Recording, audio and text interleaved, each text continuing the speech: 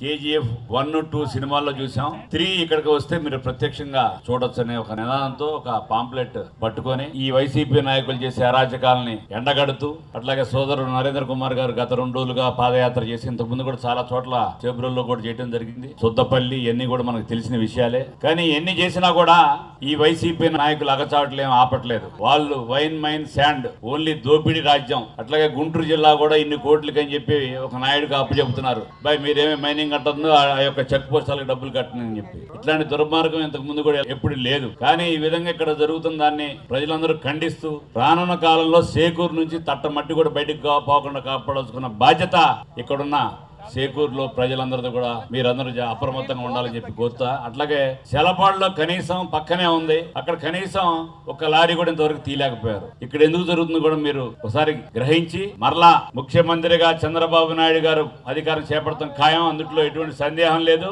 అట్లాగే ఇక్కడ నరేంద్ర కుమార్ గారు కూడా గెలవటం ఖాయం. మీరందరూ కూడా వీరిని బలపరిచి రానున్న కాలంలో మీరు ఇందాక కొంతమంది అడిగారు ఇక్కడ మాకేదన్నా భుక్తి కల్పించండి, ఒక ఇండస్ట్రీ పెట్టండి అన్నారు. తెలుగుదేశం పార్టీలో అధికారం వచ్చినాక మీరు ఏమైతే కోరుకొని మా దగ్గర ఇక్కడ పండించే ఉత్పత్తులే మేము ఎక్స్పోర్ట్ చేయాలి, అక్కడే ఇక్కడ ఉపాధి కలగాలి, మాకు ఈ టోల్ గేట్ జాబులు వద్దని చెప్పి మీరు ఏ విధంగా అనుకున్నారు, తప్పకుండా మీ అందరికి కూడా ఉపాధి కలిగించే పథకాలన్నీ కూడా చంద్రబాబు నాయుడు గారు ప్రవేశపెట్టి మీ అందరికీ ఉజ్వలమైన భవిష్యత్తు కల్పిస్తారని, అట్లాగే ఈ అవకాశం కల్పించిన తెలుగుదేశం పార్టీ కుటుంబ సభ్యులందరూ కూడా పేరు పేరున ధన్యవాదాలు తెలియజేస్తూ థ్యాంక్ యూ ఆల్.